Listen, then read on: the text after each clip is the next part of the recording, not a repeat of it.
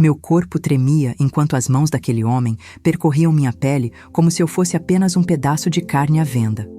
Os olhos dele, vazios de qualquer compaixão, avaliavam cada centímetro do meu ser, como quem examina uma mercadoria. "Essa aqui vai render bem", disse ele para o outro homem que contava notas de dinheiro com um sorriso torto nos lábios. Eu tinha apenas 16 anos quando descobri que, neste mundo cruel, existem pessoas dispostas a comercializar a inocência de uma garota. Se você está sentindo um aperto no peito com o início desta história, saiba que ela apenas começa a revelar as sombras que marcaram minha existência. Meu nome é Sofia, e esta é a história de como sobrevivi ao inferno na Terra, para finalmente encontrar a verdade sobre quem eu realmente sou. Nasci em 1958 em Recife, Pernambuco, num barraco tão pequeno que os sonhos pareciam não caber dentro dele. As paredes de madeira mal conseguiam conter o som da chuva nos dias de tempestade, muito menos as discussões entre meus pais. Minha mãe, Joana, era uma mulher magra, de olhos grandes e tristes, que passava os dias lavando roupa para as famílias ricas da cidade. Essa menina já nasceu com o olhar de quem conhece a dor, dizia minha avó sempre que me pegava no colo. Talvez ela estivesse certa, talvez minha alma já soubesse o que estava por vir. Não gosto de insistir no passado, mas sei que muitos de vocês também carregam cicatrizes que talvez nunca cicatrizem completamente. Se você está passando por momentos difíceis, saiba que entendo sua dor. Meu pai, Augusto, aparecia em casa apenas para beber a pouca renda que minha mãe conseguia juntar e descontar suas frustrações em nós. Mulher nasceu para servir e calar. "A boca!", gritava ele enquanto eu me escondia embaixo da mesa, abraçando meus joelhos e tentando fazer meu corpo ocupar o menor espaço possível. Os vizinhos fingiam não ouvir, o mundo fingia não ver. Aos 9 anos, entendi o que significava ser invisível. Na escola, as crianças riam do meu cabelo crespo, das minhas roupas remendadas, do meu caderno de segunda mão com as respostas da dona anterior ainda marcadas nas páginas. "Não liga, minha filha", dizia minha mãe enquanto passava óleo de coco no meu cabelo à noite. "Um dia você vai ser alguém e todos eles vão engolir as risadas." Mas como estudar quando a fome corroía meu estômago? Como sonhar quando o pesadelo era a minha realidade diária? Aos 13 anos, minha infância foi enterrada junto com os últimos resquícios de inocência que eu ainda tentava preservar.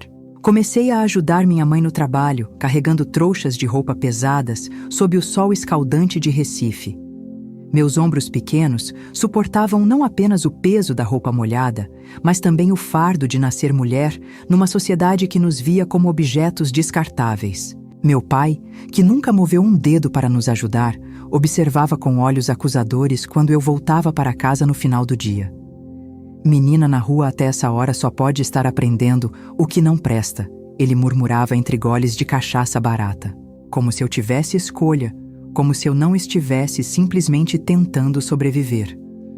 Foi naquela Recife de becos estreitos e sonhos largos que conheci Miguel, o homem que mudaria para sempre o curso da minha existência. Ele tinha 22 anos e trabalhava numa oficina mecânica perto do mercado. Sempre limpava as mãos sujas de graxa no macacão azul antes de me cumprimentar. "Por que uma moça bonita como você anda sempre com essa cara triste?", ele perguntava com um sorriso que parecia iluminar até os cantos mais escuros da minha alma. No início, eu desviava o olhar, fingindo não me importar com aquela atenção inesperada. Mas no fundo, meu coração acelerava cada vez que o via cruzando a rua na minha direção. Nossos encontros foram se tornando mais frequentes, pequenos momentos roubados do tempo que eu guardava como tesouros. Miguel falava comigo de um jeito diferente dos homens que eu conhecia. Ele olhava nos meus olhos quando conversávamos, não para o meu corpo. "Sofia, você merece muito mais do que essa vida pode te oferecer agora", ele dizia.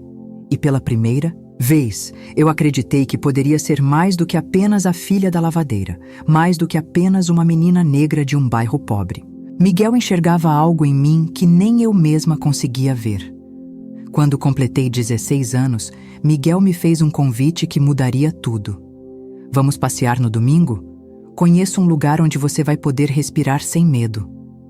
Meu coração quase saiu pela boca. Eu sabia que meu pai jamais permitiria, mas a tentação de experimentar um momento de liberdade era forte demais para resistir. Menti para minha mãe, disse que ia à igreja com uma amiga da escola e encontrei Miguel na esquina da Praça Central. Seu sorriso naquele dia parecia ainda mais brilhante, como se ele também estivesse nervoso com nossa pequena aventura. Passamos a tarde caminhando pela orla, sentindo a brisa do mar no rosto, comendo pipoca e falando sobre sonhos que pareciam tão distantes quanto as estrelas. Por algumas horas, esqueci quem eu era e de onde vinha. Por algumas horas, fui apenas uma garota comum, apaixonada, livre. Mas a realidade tem um jeito cruel de nos puxar de volta. E quando cheguei em casa, o rosto contorcido de raiva do meu pai me esperava na porta. "Onde você estava?" ele perguntou, o hálito carregado de álcool invadindo meu espaço. Minha mãe, em pé atrás dele, torcia o avental entre os dedos, os olhos implorando para que eu não piorasse a situação. "Fui à igreja", respondi com a voz mais firme que consegui reunir. Ele olhou para meu vestido, para meu cabelo solto, para o brilho nos meus olhos que denunciava a felicidade recém-descoberta. "Você está mentindo para mim", rosnou ele, se aproximando tanto que pude contar os vasos sanguíneos estourados em seus olhos injetados. Antes que eu pudesse reagir, sua mão pesada atingiu meu rosto com tanta força que caí no chão. O gosto metálico de sangue invadiu minha boca enquanto ouvia minha mãe gritar: "Augusto, pelo amor de Deus, é nossa filha!" Ele nem sequer olhou para ela. "Eu sei o que está acontecendo", disse, cuspindo as palavras como veneno. "Você está se oferecendo por aí, não é? Quer virar mulher da vida?" Outro golpe veio, e outro, até que meu corpo pequeno não resistiu e eu perdi a consciência. Quando acordei, estava deitada no colchão fino que dividia com minha mãe, que passava um pano úmido em minhas feridas, lágrimas silenciosas escorrendo por seu rosto marcado pelo tempo e pela dor. "Por favor, Sofia, não provoque seu pai", ela implorou em um sussurro.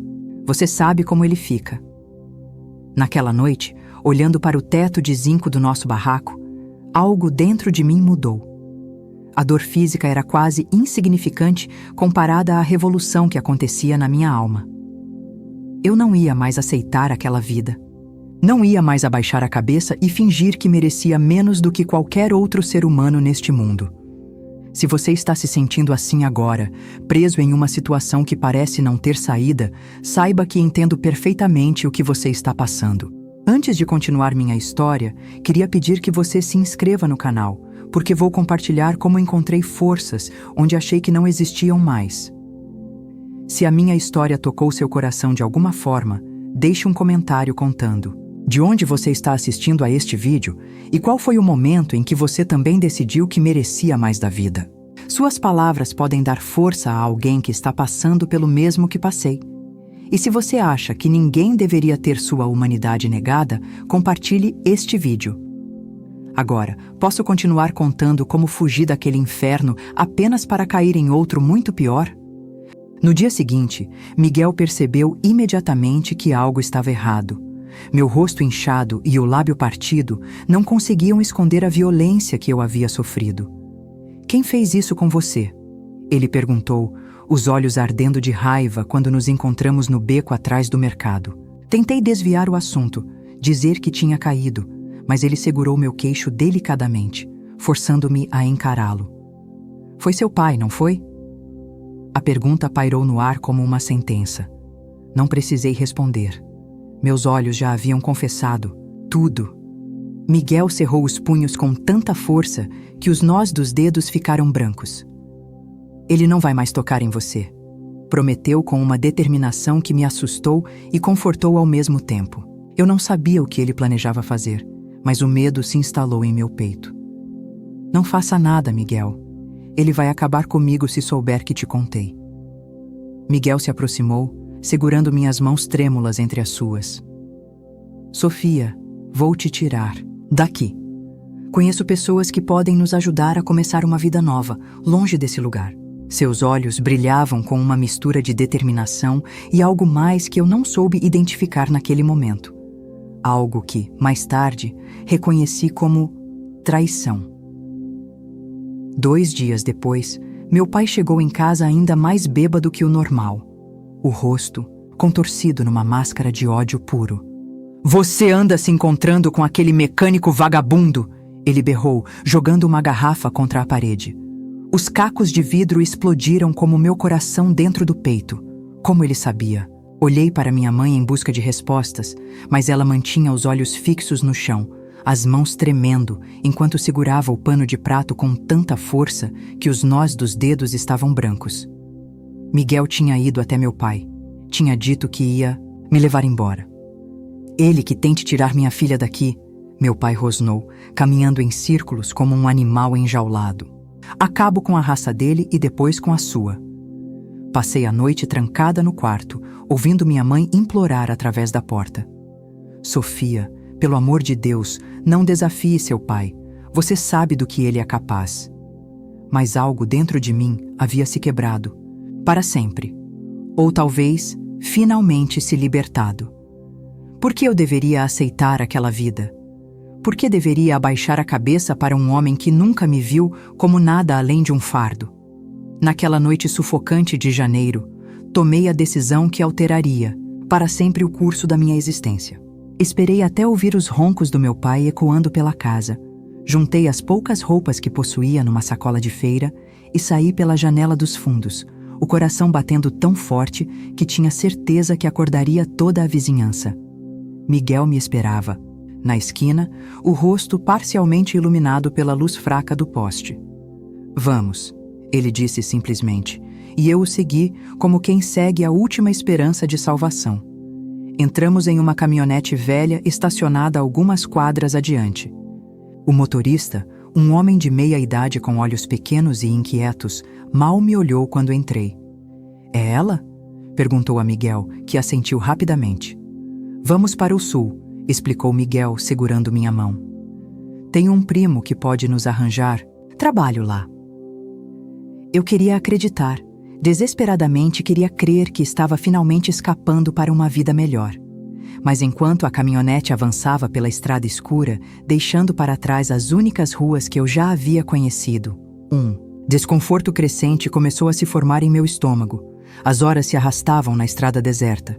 Miguel adormeceu com a cabeça apoiada no vidro da janela, mas o sono não veio para mim. Através do retrovisor, percebi o motorista me observando de um jeito que fez meu sangue gelar. Não era o olhar de alguém preocupado com uma jovem fugitiva. Era o olhar de um predador avaliando sua presa. Desviei os olhos, fingindo não perceber, enquanto meu coração acelerava. Algo estava muito errado. A caminhonete parou em um posto de gasolina abandonado no meio do nada. "Preciso esticar as pernas", disse o motorista, desligando o motor. Miguel despertou, esfregando os olhos. O silêncio que se seguiu era tão denso que poderia ser cortado, com uma faca. "É ela?" O motorista repetiu a pergunta, mas desta vez havia um tom diferente em sua voz. Miguel hesitou por um segundo que durou uma eternidade, antes de assentir lentamente. Foi nesse momento que entendi. Eu havia sido vendida. "Miguel, o que está acontecendo?", perguntei, a voz trêmula de pânico. Tentei abrir a porta, mas estava trancada. Miguel não conseguia olhar nos meus olhos. "Sofia, é para o seu bem", ele murmurou, como se tentasse convencer a si mesmo. "Você vai ter uma vida melhor do que em Recife." O motorista riu, um som que me fez sentir como se estivesse nua no meio de uma nevasca. "Claro que vai, garota. Vai ganhar mais dinheiro numa noite do que sua mãe em um mês." Tudo ficou claro como cristal. Miguel, o homem em quem eu havia confiado, que eu acreditava me amar, tinha me vendido para um traficante de mulheres. "Como você pôde?", gritei, as lágrimas queimando meus olhos enquanto tentava esmurrá-lo. Ele segurou meus pulsos com força. "Eu precisava do dinheiro, Sofia, e você vai se acostumar." "Todas se acostumam." O desespero tomou conta de mim. Eu gritei, chutei, me debati, mas era inútil. Eles eram mais fortes. O motorista saiu da caminhonete, abriu a porta do meu lado e me puxou para fora com violência. Miguel sequer olhou para trás quando me transferiram para outro carro, menor e mais escuro, escondido atrás do posto abandonado. A última imagem que tive dele foi de suas costas, enquanto contava o dinheiro que havia recebido pela minha vida. A porta do carro bateu, selando meu destino. Eu não era mais dona do meu próprio corpo. O novo motorista, um homem corpulento com uma cicatriz que cortava seu rosto do olho até o queixo, jogou um pedaço de papel amassado no banco ao meu lado. Suas novas regras, ele disse, dando partida, no carro. Aprenda-as se quiser sobreviver. Meu corpo inteiro tremia enquanto as horas passavam e a paisagem mudava pela janela. Para onde estavam me levando? O que fariam comigo quando chegássemos? Mas no fundo, eu já sabia. Eu havia ouvido histórias sobre garotas que desapareciam, sussurradas entre as mulheres do bairro como alertas velados. O mundo lá fora é cheio de oportunidades para uma menina bonita como você, disse o motorista, rindo entre dentes, enquanto mascava um palito. Cada palavra dele era como uma faca, sendo enfiada lentamente em meu peito. Tentei abrir a porta do carro em movimento, preferindo a morte na estrada a qualquer destino que me aguardasse, mas as travas infantis estavam acionadas. Não havia escapatória. A única coisa que eu podia fazer era rezar, algo que não fazia desde que era criança. Quando finalmente chegamos, já era noite alta. O carro parou em frente a uma casa grande e antiga, nos arredores de uma cidade que eu não reconheci. As janelas estavam cobertas por cortinas pesadas, mas podia-se ver a luz e ouvir música vindo de dentro. Meu coração batia tão forte que eu mal conseguia respirar. Chegamos ao seu novo lar, anunciou o motorista, abrindo minha porta e me puxando pelo braço com tanta força que deixou marcas. Tentei resistir, fincar os pés no chão, mas ele era muito mais forte. Fui arrastada para dentro da casa, onde o cheiro de perfume barato, cigarro e álcool me atingiu como uma onda. No salão principal, vi outras garotas, algumas não muito, mais velhas que eu, com vestidos curtos e maquiagem pesada. Algumas olhavam para o vazio, como se suas almas tivessem deixado seus corpos há muito tempo. Outras choravam silenciosamente em cantos escuros. Meu estômago se contraiu com a compreensão do que aquele lugar realmente era. Uma mulher alta, com cabelos tingidos de vermelho e um vestido justo que mal continha seu corpo, aproximou-se com um sorriso que não alcançava seus olhos. Bem-vinda. À Casa das Flores, querida, ela disse, segurando meu queixo entre dedos com unhas longas e vermelhas. Você é uma bonita aquisição. A palavra aquisição fez meu sangue ferver. Eu não era uma coisa para ser adquirida. Tentei me soltar, mas o motorista ainda segurava meu braço com força. Essa tem espírito, ele comentou rindo. Vai dar trabalho. A mulher de cabelo vermelho, que mais tarde descobri ser conhecida como Madame Carmen, fez um gesto displicente. Todas dão no início, mas todas aprendem. Ela se virou para mim, o sorriso desaparecendo. Aqui existem regras, menina. A primeira delas é que você não é mais dona de si mesma. Quanto mais rápido aceitar isso, mais fácil será. Fui levada para um quarto pequeno nos fundos da casa, onde uma cama estreita e um espelho quebrado eram os únicos móveis. A porta foi trancada atrás de mim, e no silêncio que se seguiu, ouvi as risadas e a música abafada vindo do salão principal. Me encolhi no canto mais distante do quarto, abraçando os joelhos contra o peito, tentando me fazer tão pequena quanto possível. As lágrimas caíam silenciosamente enquanto a realidade da minha situação se abatia sobre mim como uma tonelada de tijolos. Eu havia escapado da prisão que era minha casa apenas para cair em outra muito pior. Estava sozinha, sem ninguém que soubesse onde eu estava, sem ninguém que se importasse o suficiente para me procurar. Naquele momento, a esperança parecia um luxo que eu não podia mais me dar ao direito de sentir. A porta se abriu algumas horas depois. Madame Carmen entrou, carregando um vestido vermelho tão curto que mal poderia ser chamado de roupa. Vista! Isso? ordenou, jogando o tecido barato na cama. Você começa a trabalhar hoje à noite. Meu corpo inteiro tremeu com a implicação daquelas palavras. Não, sussurrei, a voz quase inaudível. Ela ergueu uma sobrancelha, como se não estivesse acostumada a ser contrariada. Como disse, encontrei forças onde achei que não existiam mais.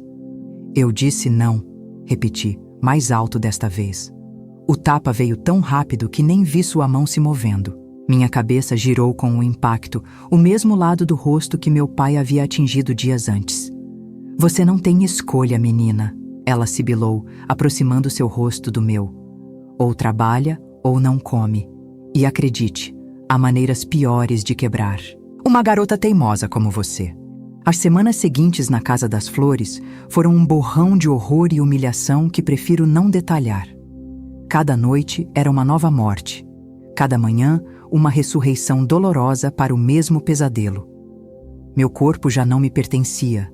Era uma mercadoria que outros usavam e descartavam sem um segundo pensamento. As outras garotas raramente falavam. Era como se tivéssemos um acordo silencioso de não nos aproximarmos, de não formarmos laços que tornariam nossa situação ainda mais insuportável. Algumas estavam ali há tanto tempo que já haviam desistido da ideia de fuga, aceitando aquela meia-vida como seu destino final. Ninguém escapa daqui, me disse uma delas, uma moça de olhos vazios chamada Inês. Mas eu me recusava a aceitar. Comecei a observar tudo metodicamente. Os horários das trocas de guarda, as rotinas da Madame Carmen, as janelas que ficavam destrancadas durante as limpezas matinais. Havia um segurança corpulento que sempre cochilava depois do almoço, outro que desaparecia por quase uma hora toda terça-feira. Pequenos detalhes que, sozinhos, pareciam insignificantes, mas que juntos poderiam significar minha liberdade. Não compartilhei meus planos com ninguém. A confiança era um luxo que eu não podia me permitir depois da traição de Miguel. Após 3 meses naquele inferno, vi minha chance. Era uma terça-feira chuvosa. O movimento na casa estava lento. E o segurança da tarde havia saído para seu desaparecimento habitual. A janela do banheiro do 2º andar ficava destrancada nas manhãs de limpeza, e naquele dia, a faxineira havia sido chamada para resolver um problema no salão principal antes de terminar seu trabalho. Com o coração batendo tão forte que achei que fosse explodir, subi as escadas silenciosamente, entrei no banheiro e forcei a janela para abrir. A liberdade estava a apenas alguns metros de distância, separada por uma queda que poderia quebrar meus ossos, mas que preferia arriscar a continuar naquela prisão. Desci pelo cano de esgoto externo, sentindo-o balançar perigosamente sob meu peso. A chuva tornava tudo escorregadio, mas também abafava qualquer som que eu pudesse fazer. Quando meus pés tocaram o chão, não perdi tempo olhando para trás. Corri como nunca havia corrido antes. O vestido fino, encharcado pela chuva, os pés descalços machucados pelas pedras do caminho, mas a adrenalina anestesiando qualquer dor. Corri até meus pulmões queimarem, até minhas pernas fraquejarem, até estar longe o suficiente para acreditar que talvez, apenas talvez, eu tivesse conseguido. Mas a liberdade tem um preço alto para quem não tem para onde ir. Estava em uma cidade desconhecida, sem dinheiro, sem documentos, sem ninguém que pudesse me ajudar. As ruas escuras e molhadas pareciam tão hostis quanto a casa que eu havia deixado para trás. Continuei andando, mantendo-me nas sombras, evitando olhares, curiosos. Foi quando vi uma luz acesa em uma pequena casa no final da rua. Uma mulher idosa estava sentada na varanda, embalando-se em uma cadeira de balanço, apesar da chuva fina que caía. Nossos olhos se encontraram e algo em seu olhar, uma mistura de compaixão e reconhecimento, me fez parar. Você está perdida, minha filha? Ela perguntou, sua voz rouca, mas gentil. Pensei em mentir, em continuar andando, mas meu corpo já não respondia aos comandos do meu cérebro.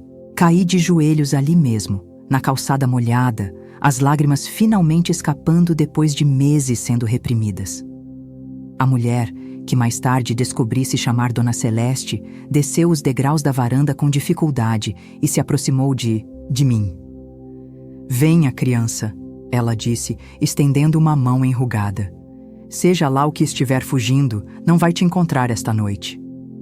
Dona Celeste não fez perguntas quando me levou para dentro de sua casa modesta. Apenas me ofereceu roupas secas, uma tigela de sopa quente e um colchão limpo no quarto dos fundos. "Descanse", ela disse simplesmente. "Amanhã pensamos no que fazer." Aquela noite foi a primeira em meses em que dormi sem medo, sem acordar sobressaltada com pesadelos ou com mãos estranhas invadindo meu espaço. Quando o sol nasceu, trazendo um novo dia, senti algo que havia esquecido como era: esperança. Na manhã seguinte, Dona Celeste estava na cozinha preparando café. O cheiro de pão caseiro enchia a casa, tão diferente do perfume barato e cigarro a que eu havia me acostumado. "Coma", ela ordenou, colocando um prato cheio na minha frente.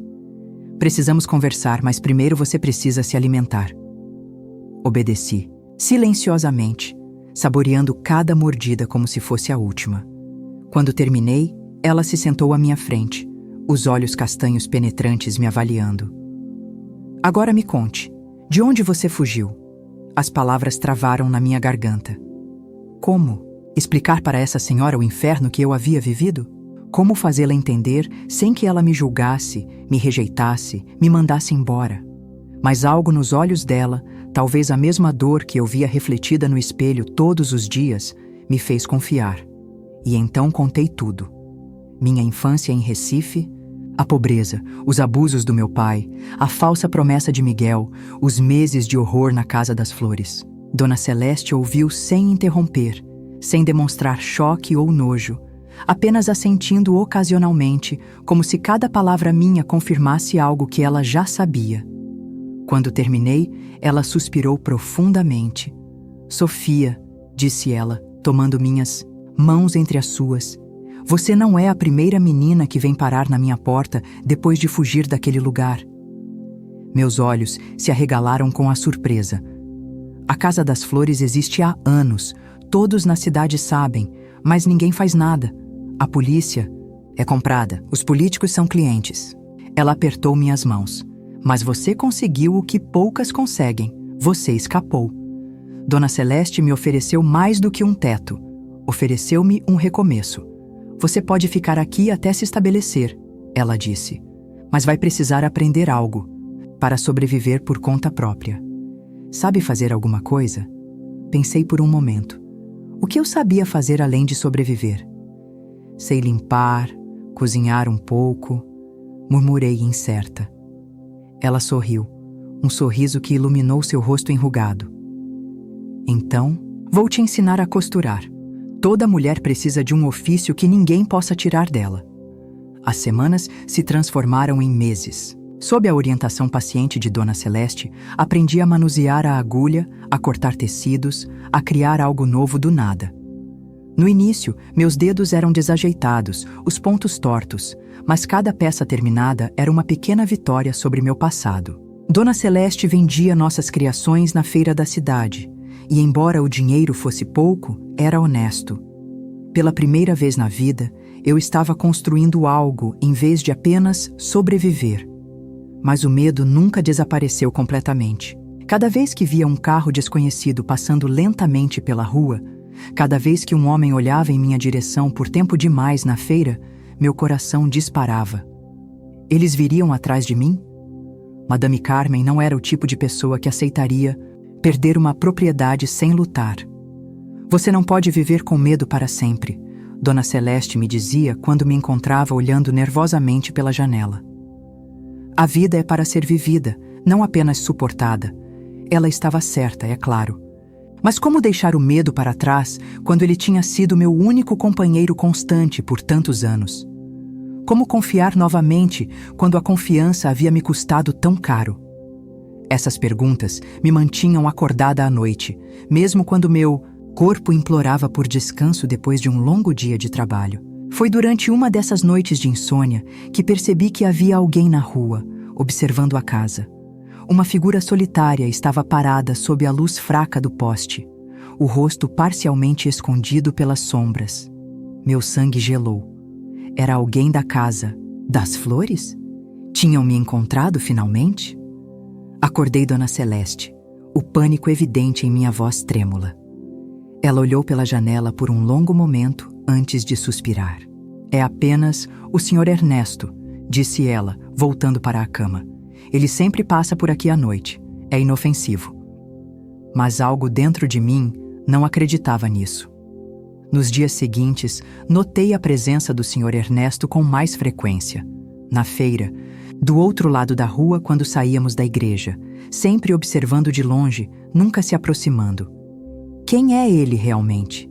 Perguntei a Dona Celeste enquanto organizávamos nossas mercadorias na feira. Ela hesitou, suas mãos parando momentaneamente sobre os tecidos coloridos. Um homem com muitas histórias, respondeu vagamente. Trabalhou para muitas famílias importantes da região. Sua resposta evasiva apenas aumentou minha inquietação. Por que um homem que trabalhou para famílias importantes estaria interessado em mim? Seria ele um informante de Madame Carmen? Alguém contratado para me levar de volta? Meus nervos estavam à flor da pele, e cada ruído noturno, cada sombra nas paredes me fazia sobressaltar. Uma noite, enquanto costurava a luz fraca do lampião, ouvi um rangido no portão da frente. Meu coração congelou no peito. Pela fresta da cortina, vi a figura familiar do Sr. Ernesto parado imóvel como uma estátua, olhando diretamente para a janela do meu quarto. Algo estalou dentro de mim. Estava cansada de fugir, cansada de me esconder. Se ele vinha me buscar, eu não iria facilitar.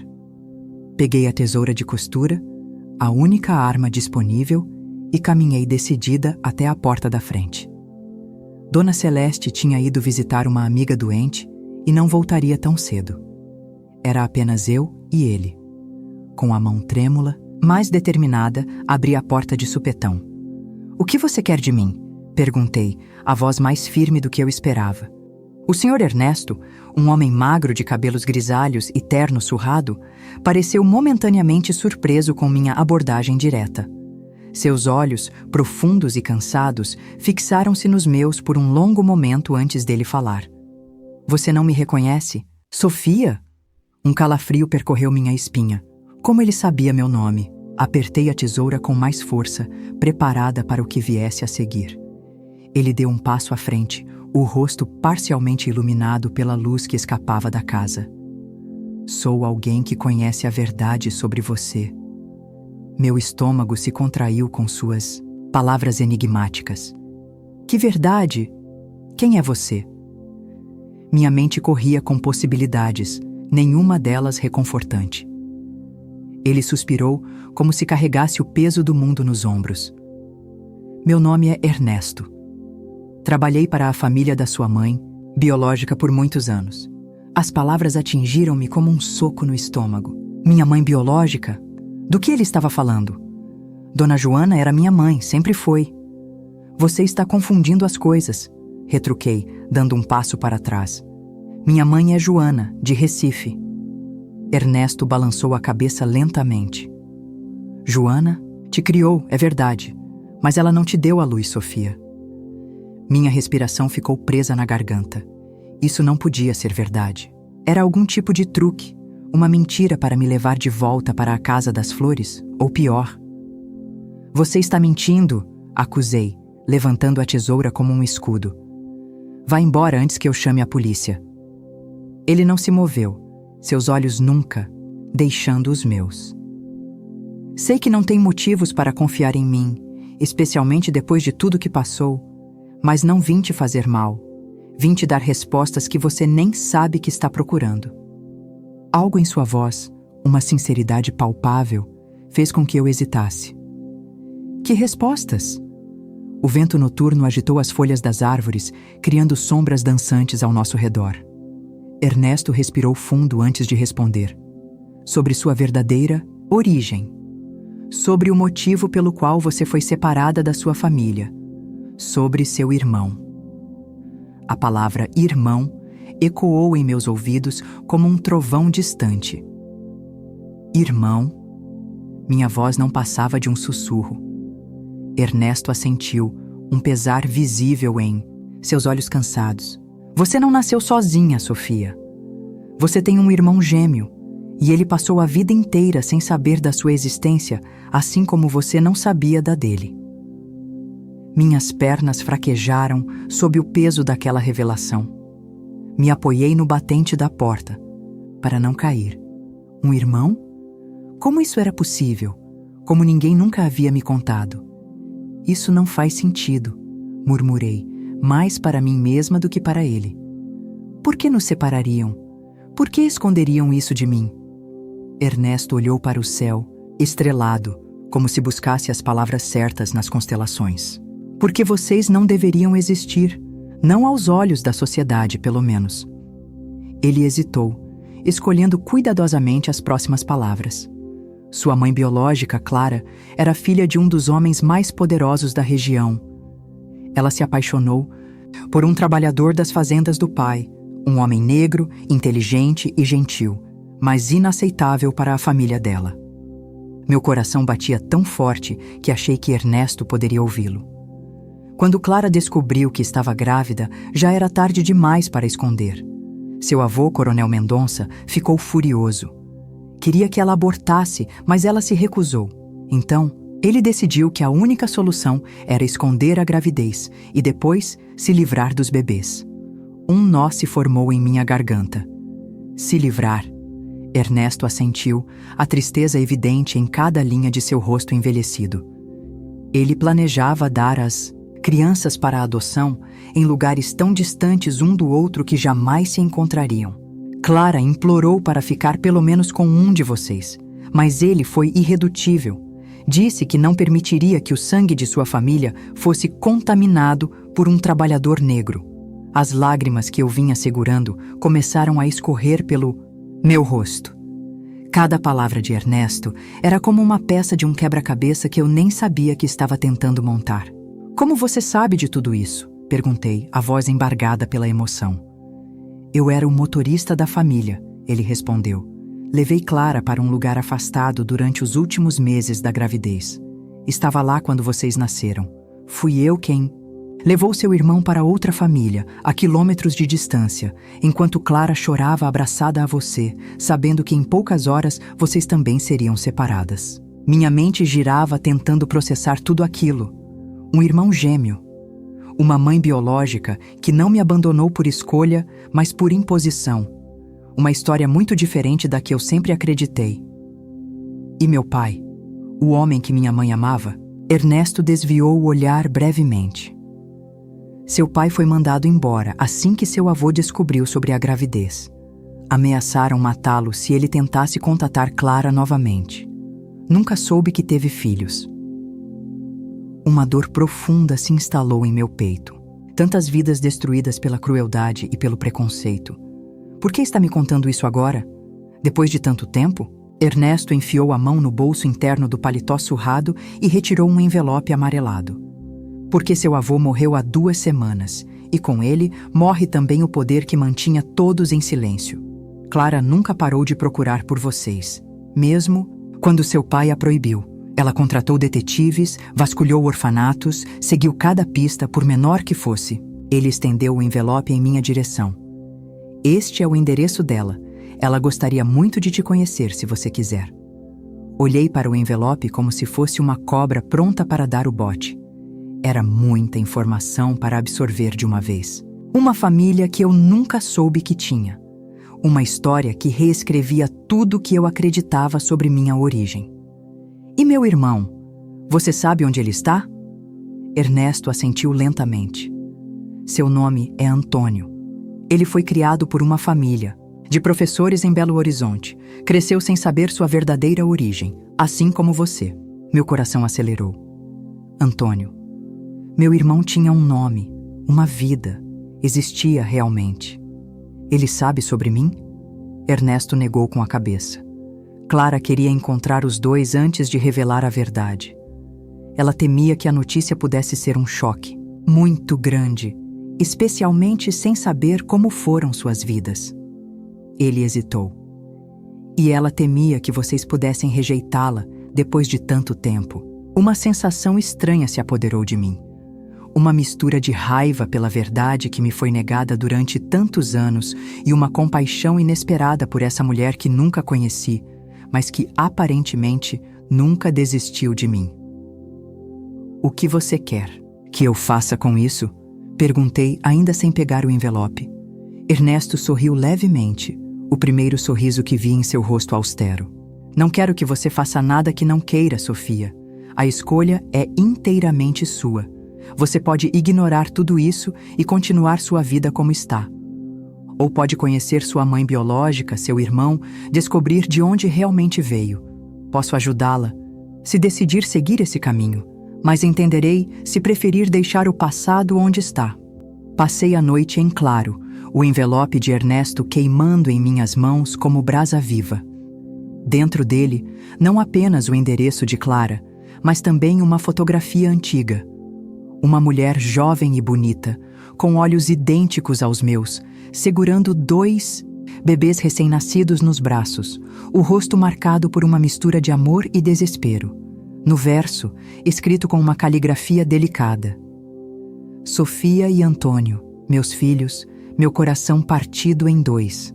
Que um dia o destino nos reúna." A foto estava amarelada pelo tempo, as bordas desgastadas, como se tivesse sido manuseada inúmeras vezes, olhada e reolhada na solidão de noites sem fim. Quando Dona Celeste voltou e me encontrou sentada na cozinha, olhos vermelhos de tanto chorar, ela não fez perguntas. Apenas sentou-se ao meu lado e esperou que eu falasse quando estivesse pronta. Contei-lhe tudo o que Ernesto havia revelado, mostrando a fotografia que comprovava sua história. Ela ouviu em silêncio, os olhos sábios nunca deixando meu rosto. "O que você vai fazer?" perguntou finalmente, quando terminei meu relato. A pergunta pairou no ar entre nós, pesada com possibilidades e consequências. "Não sei", respondi honestamente. "Parte de mim quer conhecê-los, saber de onde vim, entender quem sou realmente. Mas outra parte tem medo." Dona Celeste assentiu, compreensiva. "Medo do que, minha filha?" Engoli em seco, tentando organizar o turbilhão de emoções que me consumia. "Medo de que não seja verdade. Medo de que seja verdade e eles não gostem de quem me tornei. Medo de descobrir que tenho uma família, enquanto Joana, a mulher que me criou, talvez ainda sofra, sem saber onde estou." A última realização me atingiu como um raio. Minha mãe adotiva, porque era isso que Joana era, provavelmente acreditava que eu estava morta, ou pior. A culpa apertou meu peito com força renovada. "Às vezes precisamos enfrentar nossos medos para encontrar paz." Dona Celeste disse suavemente, cobrindo minha mão com a dela. "Você sobreviveu ao pior que este mundo tem a oferecer, Sofia. Acho que pode sobreviver à verdade, qualquer que seja ela." Suas palavras ecoaram em minha mente durante dias, enquanto eu debatia internamente o que fazer. Finalmente, numa manhã, de céu claro e ar fresco, tomei minha decisão. Procurei Ernesto na praça central, onde ele costumava sentar sozinho, observando os pássaros. "Quero conhecê-los", disse simplesmente quando me sentei ao seu lado no banco de madeira. "Minha mãe biológica e meu irmão." Ernesto sorriu, um sorriso que iluminou seu rosto cansado e revelou uma beleza que eu não havia notado antes. "Sabia que você diria isso", ele respondeu. "Você tem os olhos dela, sabia? Não apenas a cor, mas o brilho, a determinação." Corei com um inesperado elogio, desviando o olhar para esconder o efeito que suas palavras tiveram em mim. "Quando? Podemos ir?" perguntei, mudando de assunto. Ele se levantou, ajeitando o paletó surrado. "Sempre que estiver pronta." A viagem até a casa de Clara durou 2 dias.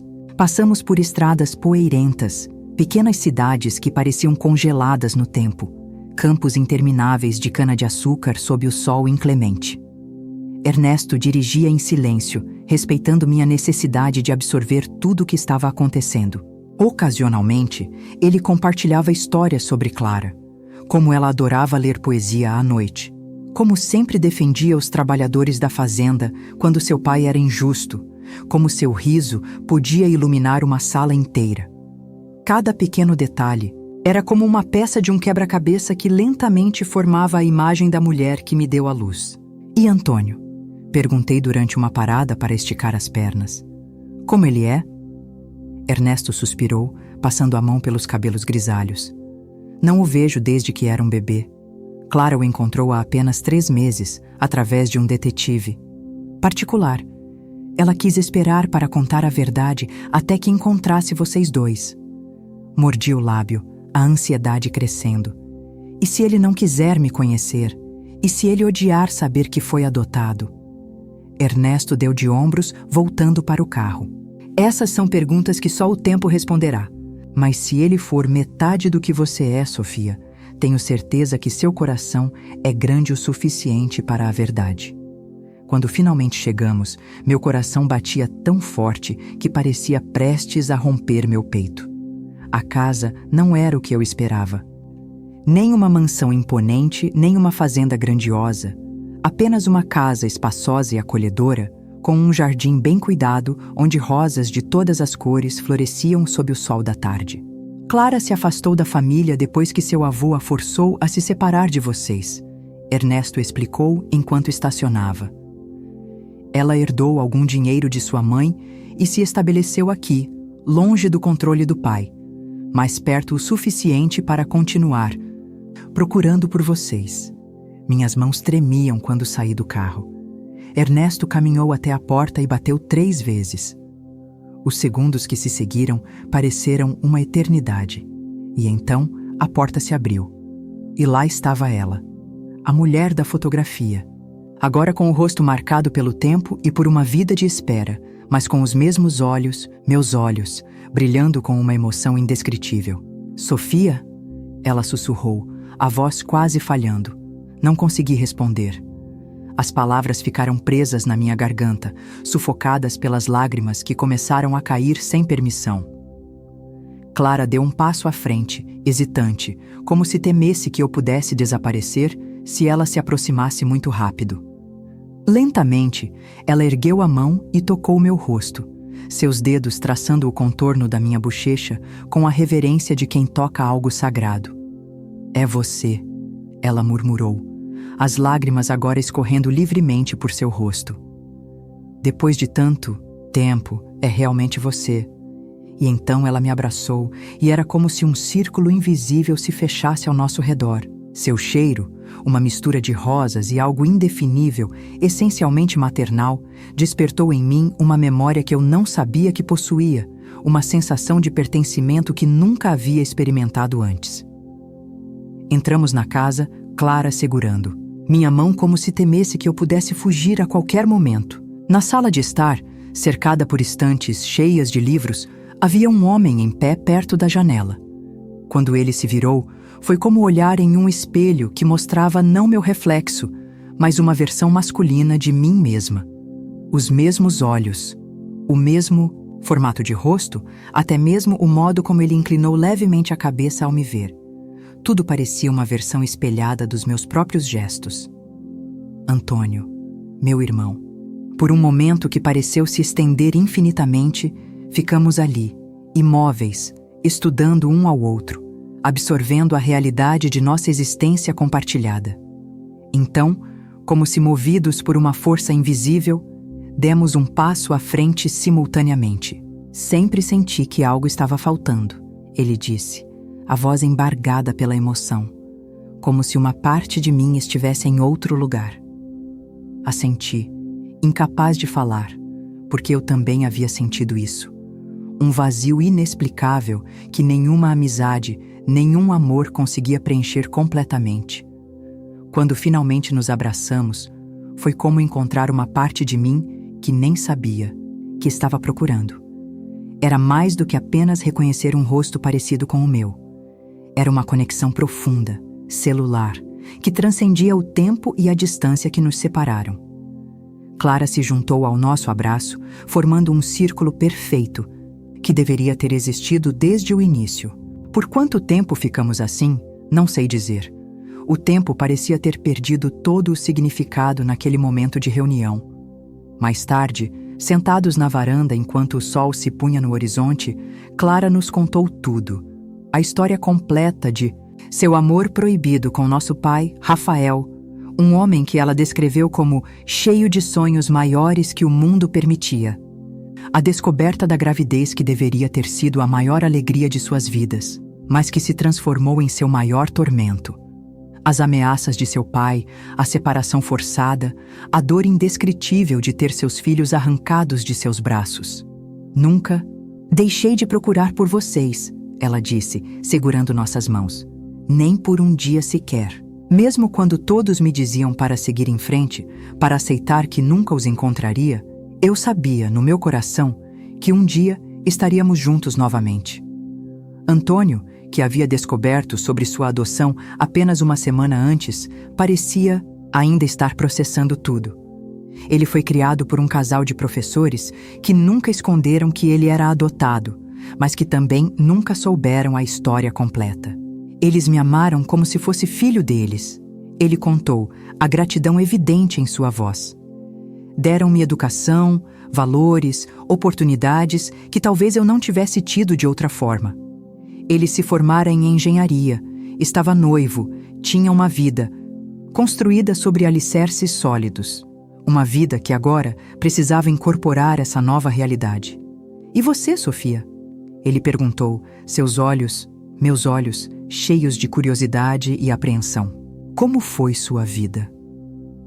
Hesitei. O peso do meu passado repentinamente mais pesado sobre meus ombros. Como contar a eles sobre os abusos, a pobreza, a traição, os meses de horror na Casa das Flores? Como manchar esse momento de reencontro com as sombras que haviam dominado minha existência? Mas então percebi, se queria realmente conhecê-los, se queria que me conhecessem, precisava mostrar-lhes não apenas quem eu era agora, mas também o caminho que percorri para chegar até aqui. Então, contei tudo, sem omissões, sem suavizar a crueldade que havia enfrentado. Contei sobre Joana, a mulher que me criou com o pouco que tinha para dar. Sobre Augusto e suas mãos pesadas. Sobre Miguel e sua traição imperdoável. Sobre os meses na Casa das Flores e como cada dia lá dentro havia sido uma pequena morte. Sobre minha fuga desesperada e o encontro com Dona Celeste, que me deu muito mais que um teto. Deu-me dignidade e esperança.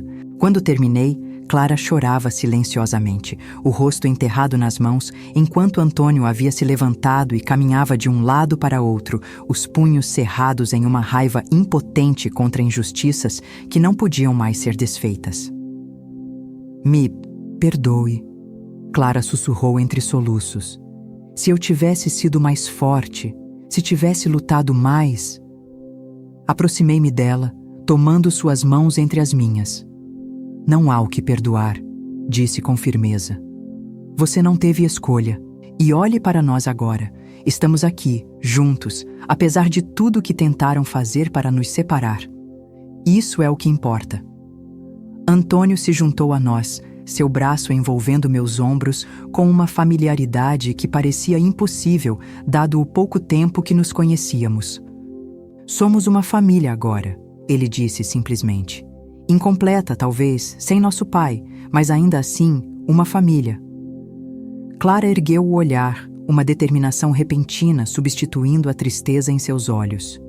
Rafael está vivo, ela revelou, surpreendendo a todos, inclusive Ernesto, que havia permanecido discretamente em segundo plano durante nossa conversa. Encontrei-o há 3 anos vivendo em uma pequena cidade no Paraná. Ele nunca se casou, nunca teve outros filhos. Disse que nunca conseguiu me esquecer. Por que não nos contou antes? Ernesto perguntou, visivelmente chocado. Clara suspirou. Porque prometi que só o traria de volta para minha vida quando encontrasse nossos filhos. Não queria que ele sofresse a dor da esperança repetidamente frustrada, como eu sofri por tanto tempo. Ela olhou para nós, seus olhos buscando aprovação. Podemos contatá-lo amanhã se vocês quiserem, completar nosso círculo. Aquela noite, deitada na cama do quarto de hóspedes que Clara havia mantido pronto para, quando, nunca se, seus filhos voltassem para casa, refleti sobre as reviravoltas surreais que minha vida havia tomado. Há algumas semanas, Eu era apenas uma garota fugitiva, escondendo-me das sombras do meu passado. Agora, descobri uma família inteira que eu nunca soube existir. Uma mãe que nunca deixou de me procurar. Um irmão gêmeo que era como um reflexo da pessoa que eu poderia ter sido em circunstâncias diferentes. E um pai que nem sabia que tinha filhos esperando para conhecê-lo. A manhã seguinte trouxe consigo uma ansiedade diferente. Não mais o medo constante que havia sido meu companheiro por tantos anos, mas uma expectativa nervosa sobre o que estava por vir. Clara, Antônio e eu tomamos café juntos na varanda, conversando como se tentássemos compensar uma vida inteira de silêncios forçados. Havia tanto a dizer, tantas histórias para compartilhar, tantos detalhes aparentemente insignificantes que juntos formavam um mosaico de nossas existências, separadas. Descobri que Antônio e eu compartilhávamos mais do que apenas características físicas. Ambos amávamos livros de poesia, tínhamos uma queda inexplicável por doces de coco e o mesmo medo irracional de lugares fechados. Vocês eram assim, mesmo quando bebês, Clara comentou, observando-nos com uma mistura de alegria e tristeza. Choravam ao mesmo tempo, acalmavam-se ao mesmo tempo. Era como se pudessem sentir um ao outro, mesmo tão pequenos. Essa conexão, aparentemente interrompida pelo tempo e pela distância, parecia estar se reconstruindo com cada minuto que passávamos juntos. Era como redescobrir uma linguagem esquecida, mas que de alguma forma ainda estava guardada em algum canto profundo da memória. Por volta do meio-dia, Ernesto entrou na sala segurando o telefone.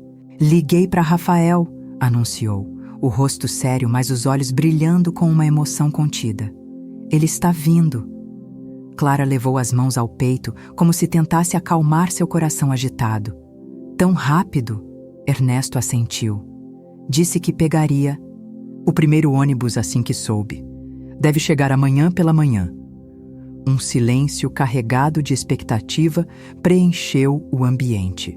Nosso pai, um homem que nem sabia que éramos seus filhos até algumas horas atrás, estava cruzando o país para nos conhecer.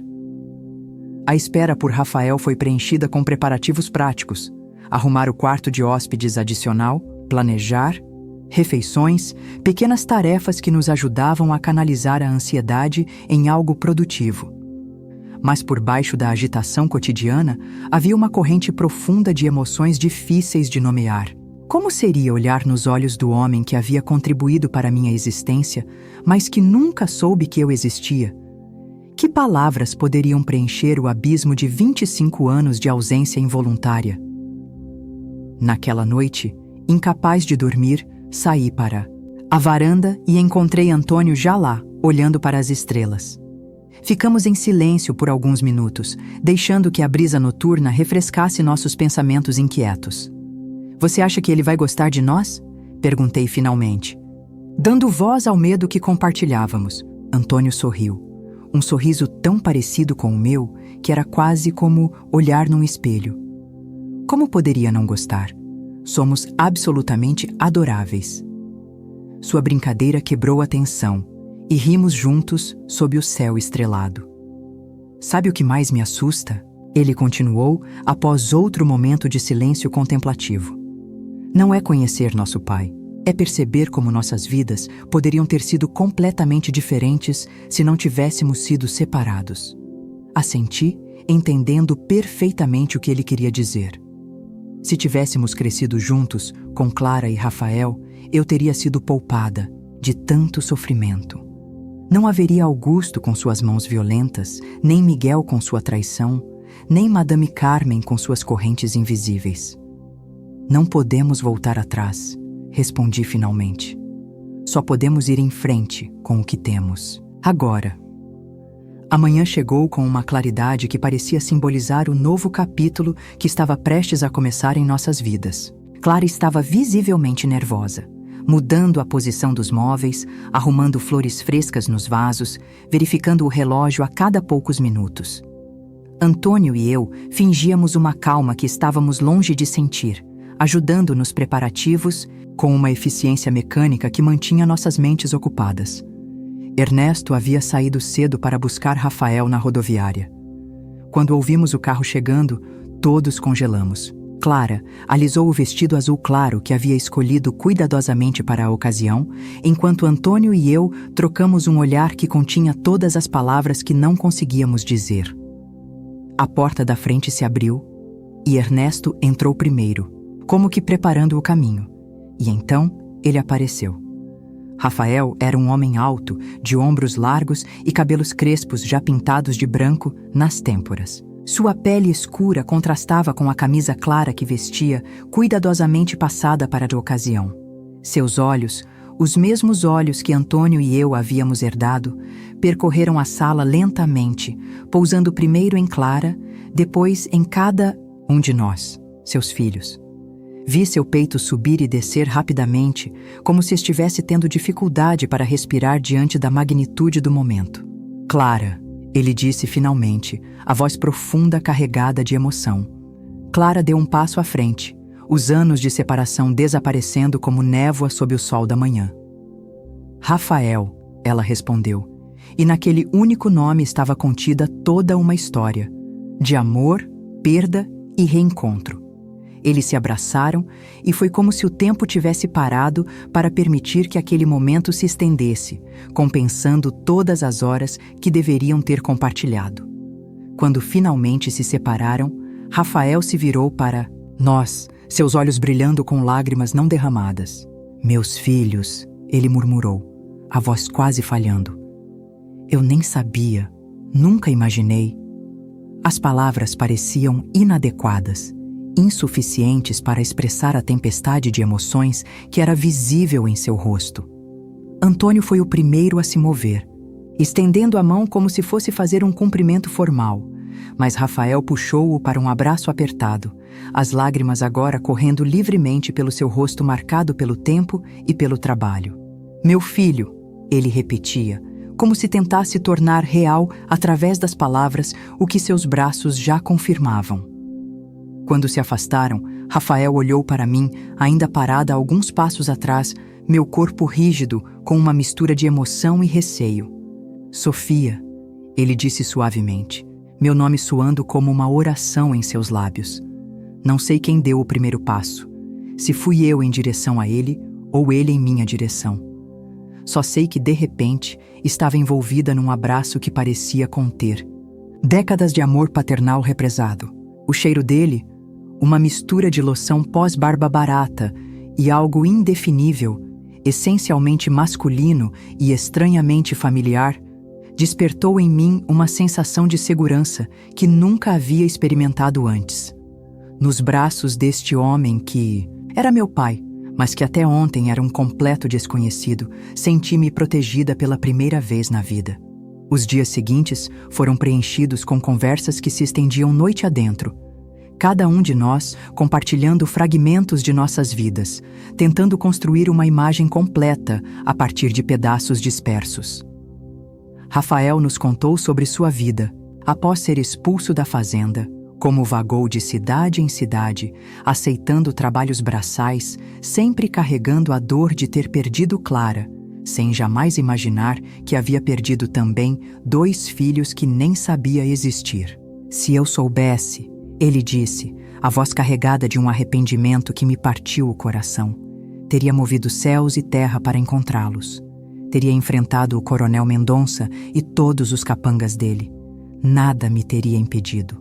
Clara nos mostrou uma caixa cheia de cartas jamais enviadas, centenas delas, escritas ao longo dos anos para os filhos que não sabiam onde estavam. "Era minha maneira de manter vocês vivos", ela explicou, as mãos trêmulas enquanto passava as páginas amareladas. "Contava tudo o que estava acontecendo, como se um dia vocês fossem lê-las e saber que nunca foram esquecidos." Antônio e eu lemos algumas daquelas cartas juntos, nossas cabeças inclinadas sobre as palavras de uma mãe que nunca deixou de amar seus filhos, mesmo quando o mundo tentou convencê-la de que era melhor esquecer. Numa tarde particularmente ensolarada, enquanto caminhávamos pelo jardim de Clara, Rafael me puxou de lado. Seu rosto estava sério, os olhos fixos nos meus com uma intensidade que me fez prender a respiração. Sofia, ele começou hesitante. Ernesto me contou o que você passou, o que aquele homem fez com você. Senti meu corpo enrijecer instintivamente.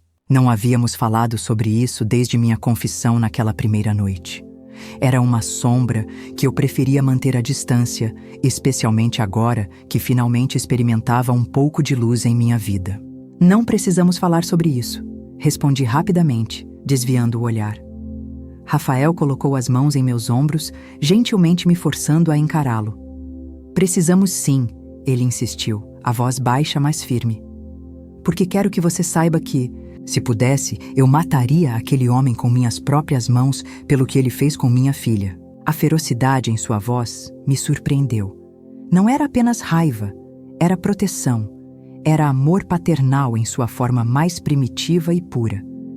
Mas mais importante que isso, ele continuou, sua expressão suavizando.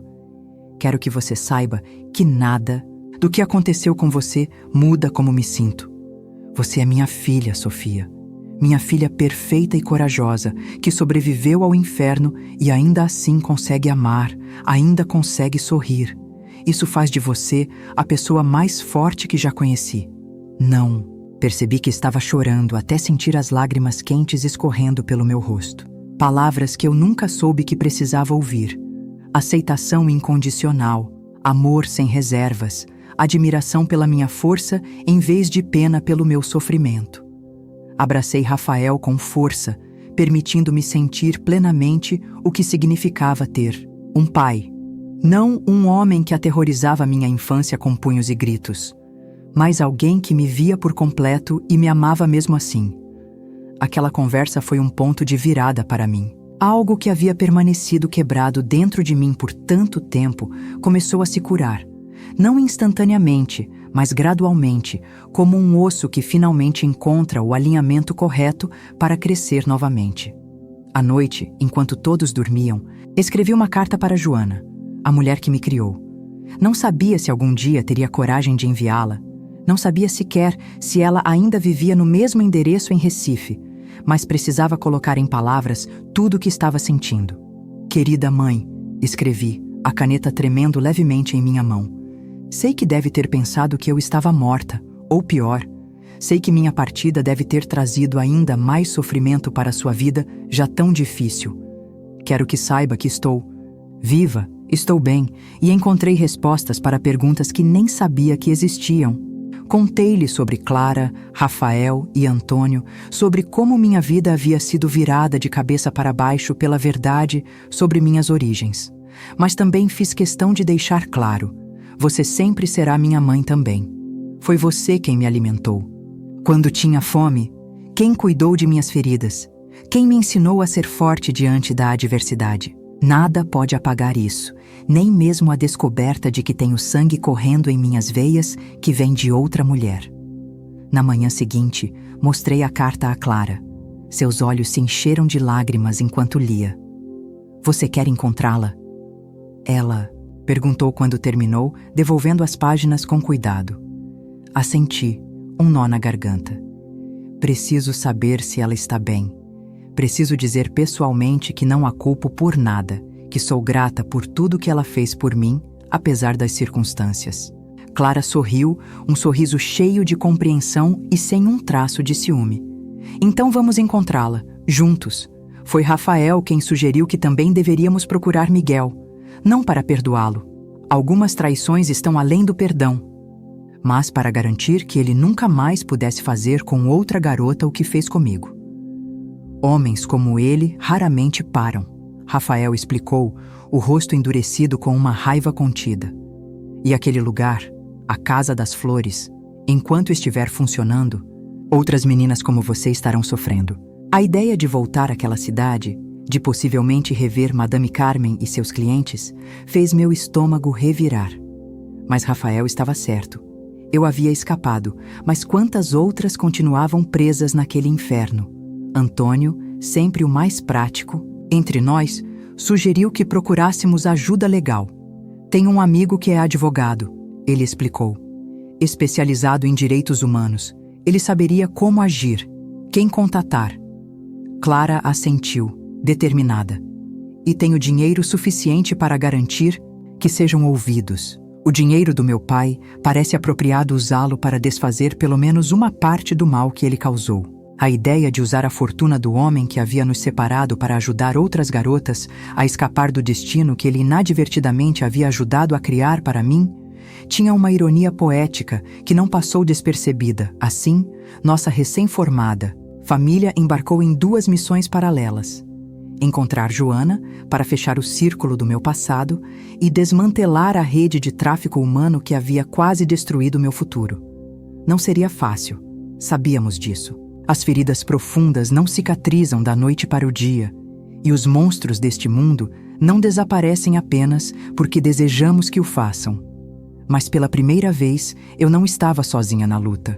Tinha um irmão ao meu lado, compartilhando não apenas meu sangue, mas minha determinação. Tinha uma mãe cuja força silenciosa havia mantido viva a esperança por mais de 2 décadas. E tinha um pai cujo amor, embora tardio, era feroz em sua intensidade protetora. A viagem de volta a Recife foi carregada de emoções contraditórias. Cada quilômetro que nos aproximava da cidade onde cresci trazia de volta memórias que eu havia tentado enterrar. As ruas estreitas, o cheiro do mar misturado com o odor de peixe e lixo das áreas mais pobres, o calor úmido que parecia colar a roupa na pele, tudo era exatamente como eu lembrava, e ainda assim parecia pertencer a outra vida, a outra pessoa. Rafael segurou minha mão durante todo o trajeto pelo bairro onde eu havia morado, seus dedos grandes e calejados transmitindo uma segurança silenciosa. Encontrar a casa de Joana foi mais difícil do que imaginávamos. O bairro havia mudado. Novas construções haviam surgido onde antes havia apenas barracos improvisados. Quando finalmente localizamos o que acreditávamos ser o lugar certo, meu coração afundou. O pequeno barraco onde eu havia passado minha infância estava abandonado, a porta quebrada pendurada nos gonzos, o teto parcialmente desabado. Ela se mudou, murmurei, uma mistura de desapontamento e alívio percorrendo meu corpo. Parte de mim temia este encontro tanto quanto o desejava. Vamos perguntar aos vizinhos, sugeriu Clara, colocando um braço reconfortante ao redor dos meus ombros. Foi uma senhora idosa, sentada na varanda da casa ao lado, quem nos deu as informações que procurávamos. Dona Joana? Ela repetiu quando perguntamos, os olhos enrugados estreitando-se em reconhecimento. Ela se mudou faz uns 2 anos. Depois que o marido morreu e a filha desapareceu, ela não aguentou ficar aqui com as lembranças. Meu coração acelerou. Sabe para onde ela foi? A velha senhora nos deu um endereço em outro bairro, não muito longe dali. É uma casinha simples, mas melhor que esse buraco aqui, ela comentou, olhando ao redor com desprezo. A filha da comadre dela ajudou a conseguir. Ela trabalha lá até hoje, lavando e passando.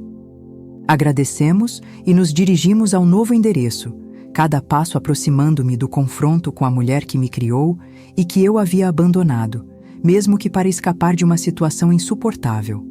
A casa era de fato simples, mas limpa e bem cuidada, com vasos de plantas na varanda e cortinas coloridas nas janelas.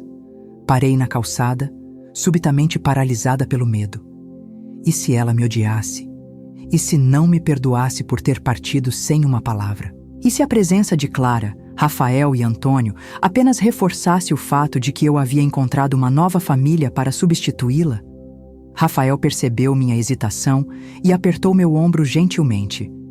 Estaremos aqui com você, ele prometeu. Não importa o que aconteça. Respirei fundo e subi os 3 degraus que levavam à porta. Minhas mãos tremiam quando bati. 3 batidas suaves que pareceram ecoar pelo bairro inteiro. Por um momento, nada aconteceu. Então, ouvi passos arrastados, aproximando-se, e a porta se abriu. Joana estava mais magra do que eu lembrava. Os cabelos agora completamente brancos, o rosto ainda mais marcado pelas rugas que contavam a história de uma vida de trabalho e privações.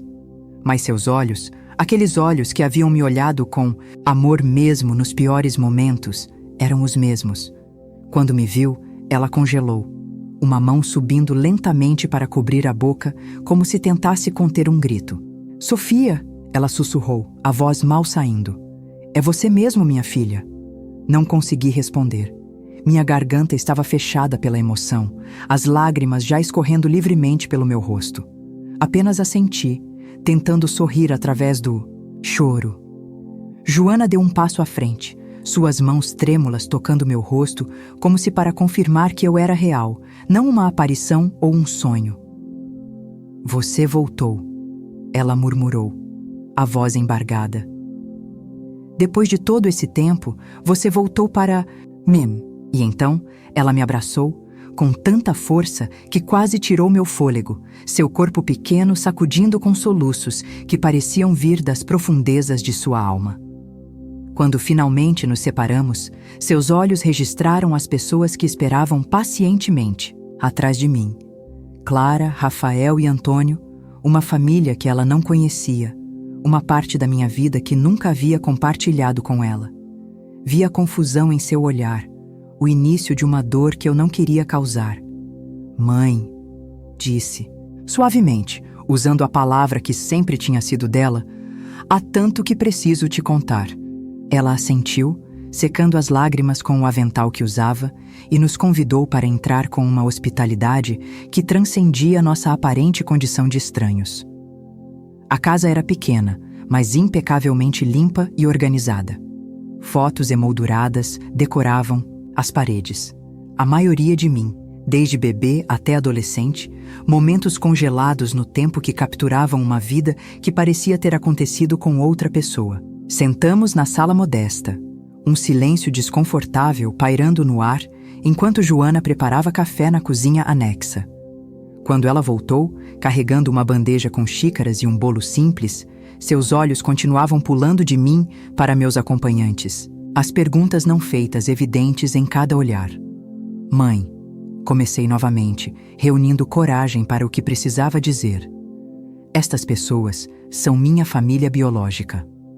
Vi a dor cruzar seu rosto antes que ela pudesse escondê-la, e apressei-me a acrescentar, mas você sempre será minha mãe também. Nada pode mudar isso. Joana olhou para Clara, sentada rigidamente ao meu lado, os olhos cheios de uma emoção complexa. Gratidão, culpa, ansiedade. Você é a mãe dela, Joana disse, não uma pergunta, mas uma constatação. Clara assentiu, lágrimas silenciosas escorrendo por seu rosto. Eu sou, ela confirmou, a voz quase inaudível. Mas você é quem a criou, quem a amou quando eu não pude. Essa admissão pareceu quebrar algo dentro de Joana. Suas mãos, sempre tão firmes mesmo nos piores momentos, tremeram quando ela colocou a xícara de volta no pires. Eles te tiraram de mim, ela disse, não para Clara, mas para mim. Disseram que você era órfã, que sua mãe havia morrido no parto, que ninguém mais te queria. A revelação atingiu-me como um soco no estômago.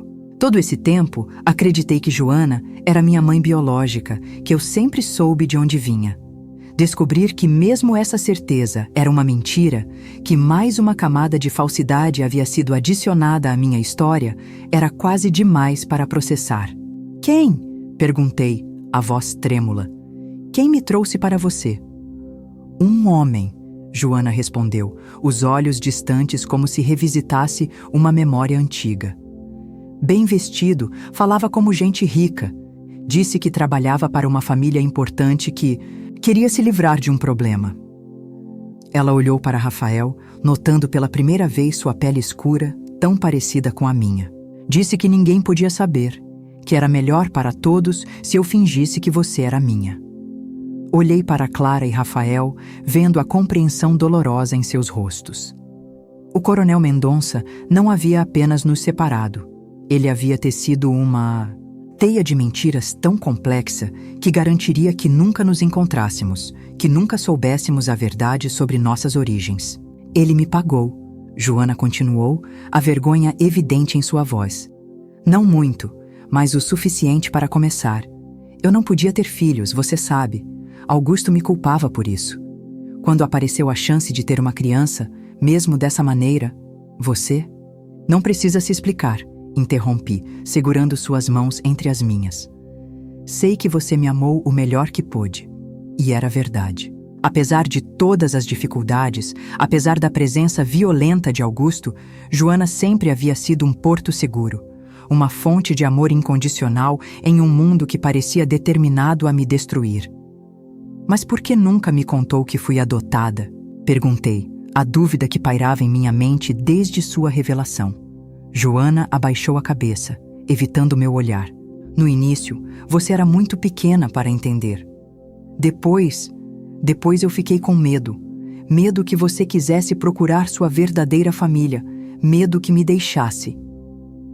Sua voz falhou na última palavra e percebi com uma clareza dolorosa que era exatamente o que eu havia feito, deixado-a, mesmo sem saber toda a verdade.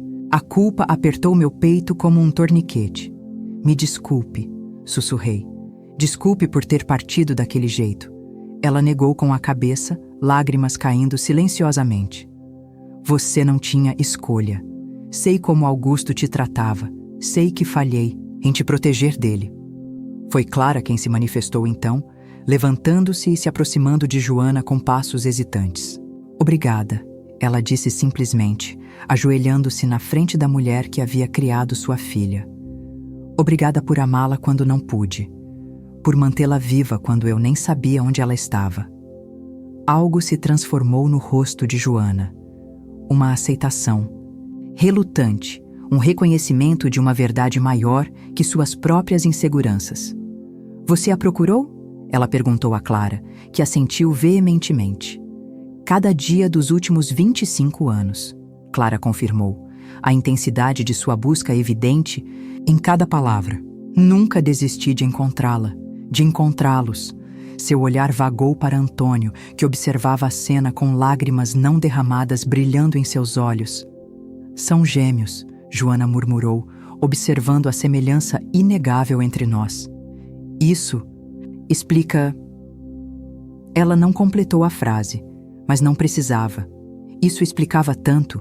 Os sonhos que eu tinha quando criança sobre um menino que parecia comigo. A sensação constante de que algo estava faltando. O vazio que nenhum amor, nenhuma amizade conseguia preencher completamente. Vocês foram separados ao nascer, ela continuou, as peças se encaixando em sua mente. Que crueldade! Rafael, que havia permanecido em silêncio até então, aproximou-se e se apresentou formalmente. Sou Rafael, o pai de Sofia e Antônio. Ele disse, estendendo a mão para Joana, que a aceitou após um momento de hesitação.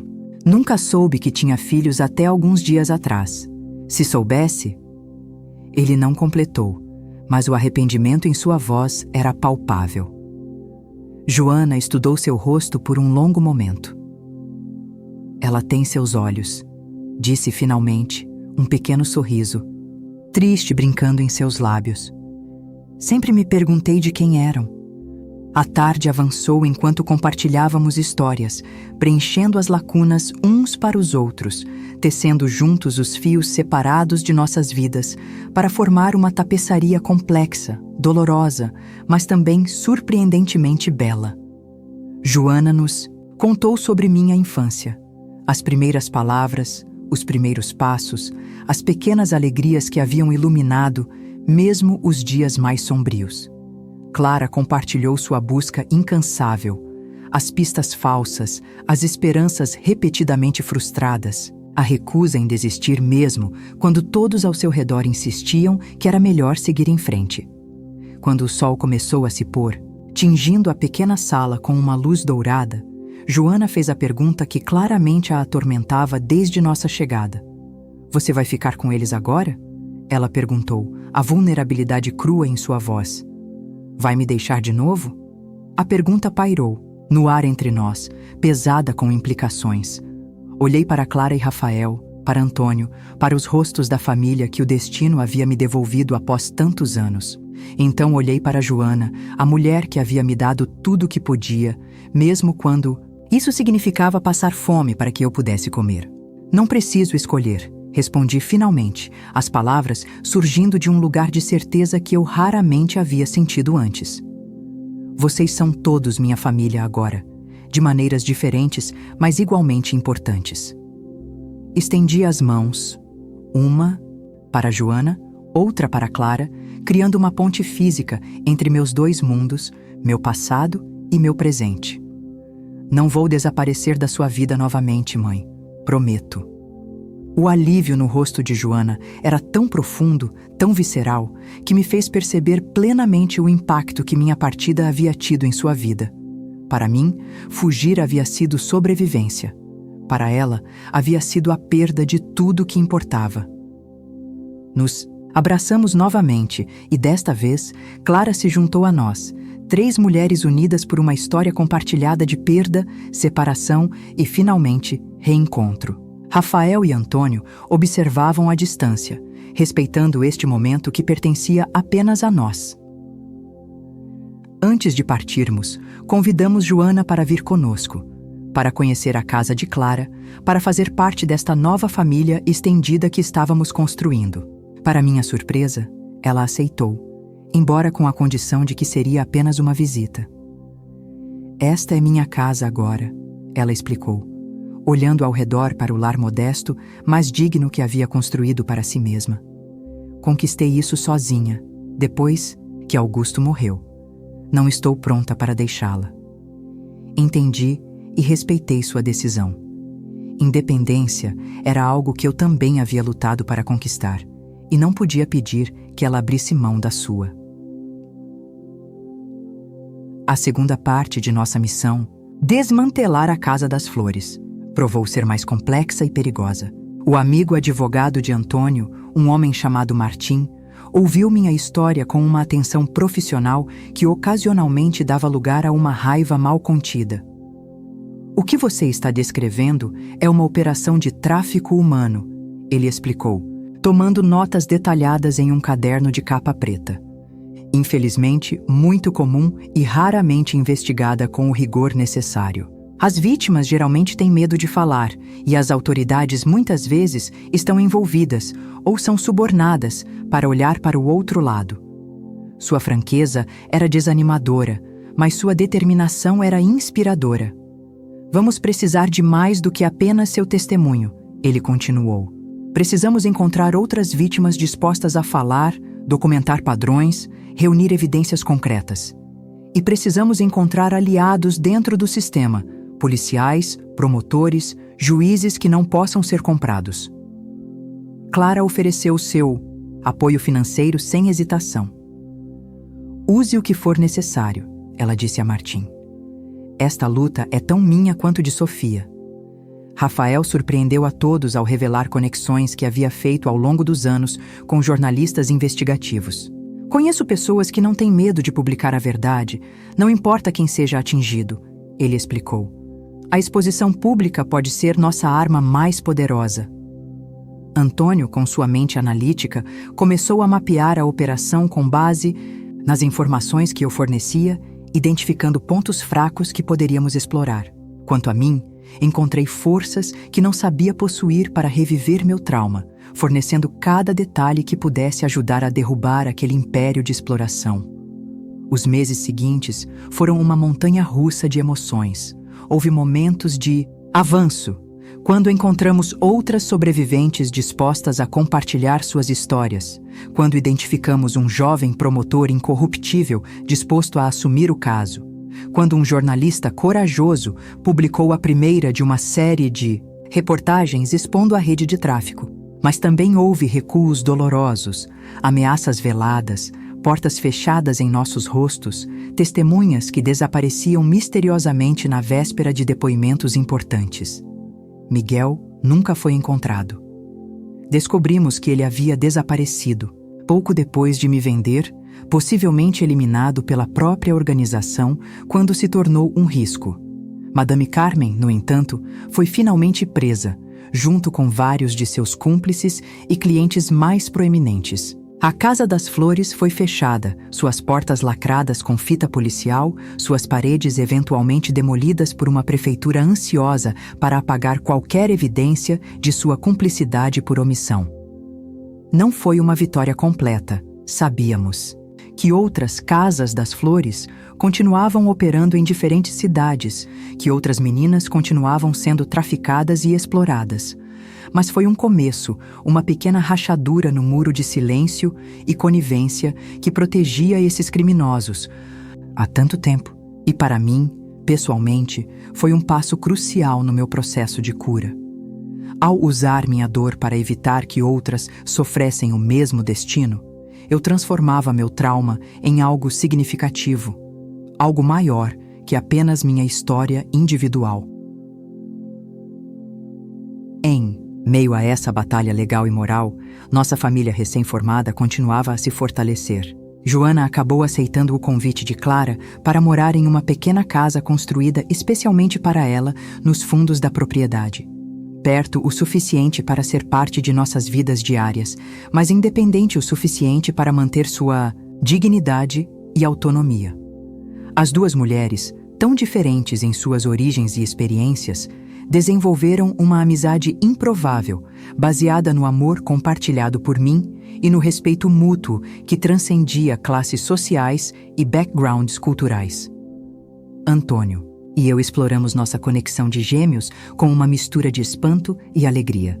Descobrimos coincidências inexplicáveis, como havíamos escolhido o mesmo livro favorito sem nunca termos nos conhecido, como tínhamos o mesmo pavor irracional de trovões, como podíamos completar as frases um do outro como se compartilhássemos, não apenas o mesmo DNA, mas também os mesmos pensamentos. É como recuperar uma parte de mim que eu nem sabia que estava faltando, ele disse certa vez, expressando perfeitamente o que eu também sentia. Rafael e Clara reataram seu relacionamento, interrompido, não sem dificuldades e ajustes. 25 anos de separação haviam os transformado em pessoas diferentes da jovem apaixonada e do trabalhador sonhador que haviam sido. Mas o amor que sentiam um pelo outro, embora amadurecido e temperado pelas experiências de vida, permanecia surpreendentemente intacto. Vê-los juntos, de mãos dadas no jardim ao entardecer, trazia uma sensação de que o mundo, apesar de toda sua crueldade, ainda podia ocasionalmente consertar o que havia quebrado. E eu continuei costurando, o ofício que Dona Celeste havia me ensinado.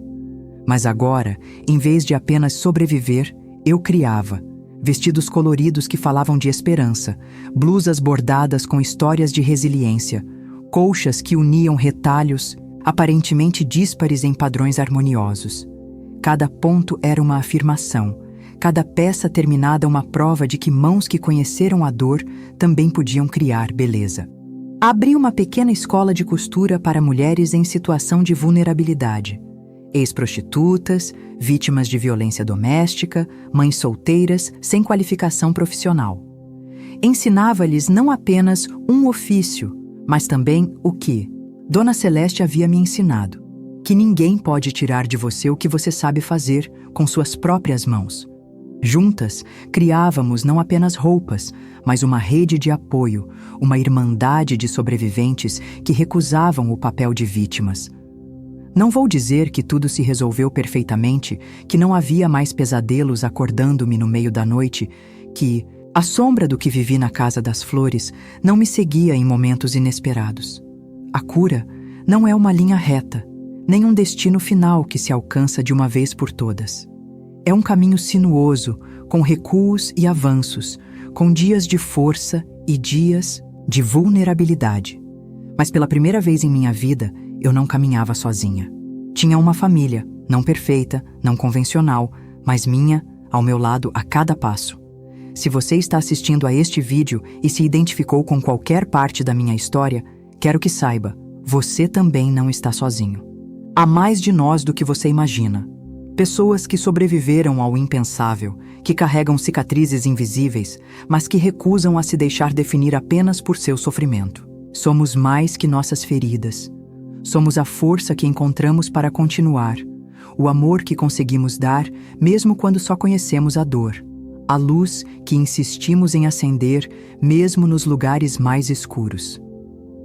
10 anos se passaram desde que encontrei minha família biológica. 10 anos de reconstrução, de aprendizado, de tecer novamente os fios rompidos da minha vida em um padrão que finalmente faz sentido. Clara e Rafael se casaram numa cerimônia simples no jardim, cercados apenas pela família que por tanto tempo lhes foi negada. Joana estava lá, segurando minha mão enquanto eu servia como madrinha, suas lágrimas misturando-se às minhas numa celebração de tudo que havíamos conquistado, de tudo que havíamos sobrevivido. Antônio e sua esposa tiveram gêmeos, um menino e uma menina, que são a alegria da nossa família, crianças nascidas na liberdade e no amor que nos foram roubados. Quando olho para eles correndo pelo mesmo jardim onde suas avós foram separadas, rindo com o abandono que só a inocência permite, sinto uma gratidão tão profunda que mal consigo respirar. Eles nunca conhecerão o medo que eu conheci. Nunca terão que lutar apenas pelo direito de existir. O ciclo foi quebrado.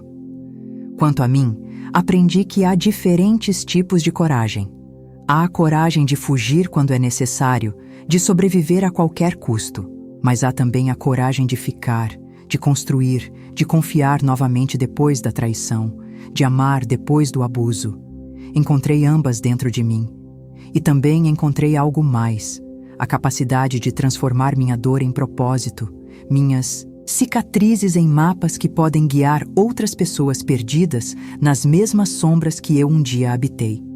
Minha escola de costura cresceu e se tornou um centro de apoio para mulheres em recuperação. Ponto a ponto, chamamos, porque é assim que reconstruímos nossas vidas, um pequeno passo de cada vez, um dia após o outro. Algumas das minhas primeiras alunas agora são professoras, guiando outras mulheres no mesmo caminho de independência e autodescoberta que percorreram. É um legado do qual me orgulho mais do que qualquer coisa material que eu pudesse conquistar. Dona Celeste nos deixou há 5 anos, dormindo pacificamente em sua cama, um sorriso suave em seu rosto, como se estivesse tendo um sonho agradável. Até o fim, ela foi minha mentora, minha segunda mãe, a mulher que acreditou em mim quando eu mal conseguia acreditar em mim mesma. Seu funeral não foi um evento triste, mas uma celebração de uma vida dedicada a estender a mão para os que estavam caindo. Centenas de pessoas apareceram. Mulheres que ela havia ajudado ao longo dos anos, crianças que ela havia alimentado, famílias que ela havia mantido unidas com sua sabedoria e generosidade silenciosa. A Casa das Flores não existe mais. No terreno onde antes existia tanto sofrimento, agora há um centro comunitário que oferece educação, apoio psicológico e oportunidades de trabalho para jovens vulneráveis. É um lugar de luz onde antes havia apenas escuridão, um símbolo da transformação que é possível quando nos recusamos a aceitar a injustiça como inevitável. Não foi fácil. Enfrentamos resistência de políticos corruptos, ameaças de criminosos incomodados, a inércia de um sistema projetado para proteger os poderosos. Mas persistimos e, finalmente, prevalecemos. Ainda existem dias em que acordo desorientada, confundindo o teto do meu quarto com o da Casa das Flores. Momentos em que um cheiro específico ou uma música distante me transporta de volta para aqueles meses de cativeiro. O trauma não desaparece completamente. Ele se transforma, se integra à nossa história, se torna parte do que somos sem nos definir inteiramente. Aprendi a reconhecer esses momentos não como recaídas, mas como lembranças do quanto percorri, do quanto superei. O que mais me surpreende olhando para trás é como o ódio gradualmente cedeu lugar à compaixão. Não por Miguel, cuja traição deliberada permanece imperdoável, nem por Madame Carmen, cuja crueldade calculada destruiu tantas vidas. Mas compaixão por aquela menina assustada que eu fui, que fez o melhor que pôde com as ferramentas que tinha. Compaixão por Joana, presa em um casamento abusivo, desejando desesperadamente uma criança para amar. Compaixão até por Clara, forçada a escolhas impossíveis por um pai tirano que confundia controle com amor. Esta é a verdadeira libertação. Não apenas escapar das paredes físicas que nos aprisionam, mas das correntes emocionais que continuam a nos prender muito depois de termos encontrado a liberdade externa. É um processo, não um destino. Um trabalho diário de escolher a luz, mesmo quando a escuridão parece mais fácil. De estender a mão, mesmo quando o instinto é recolhê-la. De acreditar na bondade, mesmo quando temos todas as razões para duvidar dela. Se há uma lição que aprendi em minha jornada, é que nossas histórias importam. Não apenas as histórias de sucesso e triunfo que o mundo celebra, mas também, talvez especialmente, as histórias de luta, de queda, de levantamento. As histórias das sombras que habitamos e da luz que eventualmente encontramos. Compartilhar essas histórias não é apenas terapêutico para quem as conta, mas pode ser um salva-vidas para quem as ouve e pensa. Se ela sobreviveu, talvez eu também possa. É por isso que estou compartilhando minha história com você hoje. Não para inspirar pena, nem para me gabar de uma resiliência extraordinária, mas para dizer, você não está sozinho. Qualquer que seja o inferno que você esteja atravessando agora, existe um caminho para fora. Pode não ser reto, pode não ser fácil, pode exigir mais força do que você acredita possuir. Mas está lá, e você é mais forte do que imagina. Há dias em que olho para o espelho e ainda vejo flashes daquela menina assustada fugindo na noite chuvosa, daquela jovem quebrada que Dona Celeste encontrou na calçada. Mas então, respiro fundo e vejo também a mulher que me tornei. Uma sobrevivente, sim, mas também uma artesã, uma professora, uma irmã, uma filha amada por duas mães, uma tia que brinca com seus sobrinhos sob o sol, uma amiga, uma confidente, uma luz para outros que ainda estão encontrando seu caminho na escuridão. Somos todos mosaicos das experiências que vivemos, das pessoas que amamos, das batalhas que lutamos. Algumas peças são brilhantes e belas, outras são escuras e ásperas nas bordas. Mas juntas, elas formam algo único e precioso. Algo que vale a pena lutar para preservar. Algo que merece ser visto, ser ouvido, ser amado. Assim como você. Então, se esta história tocou seu coração, se você se viu refletido em alguma parte dela, peço que faça duas coisas. Primeiro, compartilhe. Não necessariamente este vídeo, mas sua própria história, sua própria verdade, com alguém que precisa ouvi-la. As palavras têm poder, especialmente aquelas que custam mais para dizer. E segundo, inscreva-se neste canal não apenas para me acompanhar, mas para fazer parte de uma comunidade de pessoas que acreditam no poder transformador das histórias verdadeiras. Nos comentários, conte-me, qual momento da sua vida você reconheceu? Sua própria força? Quando foi que percebeu que era mais do que as circunstâncias tentavam fazer de você? Suas palavras podem ser exatamente o que alguém precisa ler hoje. Sou Sofia, e esta foi minha história. Não uma história de vitimização, mas de transformação. Não uma tragédia, mas uma jornada de volta para casa. Não apenas para a casa feita de paredes e teto, mas para a casa que encontramos quando finalmente nos reconciliamos com quem somos, com tudo que vivemos, com tudo que nos tornou as pessoas complexas e resilientes que somos hoje. Obrigada por me ouvir. Obrigada por estar aqui. E lembre-se, não importa o quão escura a noite pareça, o amanhecer sempre vem. Às vezes precisamos apenas segurar a mão uns dos outros enquanto esperamos pela luz. Se esta história significou algo para você, se trouxe alguma reflexão ou um momento de conexão, por favor, deixe seu like e se inscreva no canal. Juntos, podemos criar um espaço onde nossas histórias, mesmo as mais difíceis, possam ser ouvidas, respeitadas e celebradas como os testemunhos de resistência que são. Conte-me nos comentários. O que você aprendeu com sua própria jornada que poderia ajudar alguém hoje? Que palavras de sabedoria ou esperança você gostaria de ter ouvido nos seus momentos mais sombrios? Lembre-se, ao compartilhar suas experiências, você não está apenas se curando, mas estendendo uma mão para alguém que pode estar precisando exatamente das palavras que só você pode oferecer. Somos todos professores e alunos na grande sala de aula da vida. Obrigada por fazer parte desta comunidade, por estar disposto a ouvir e a ser ouvido.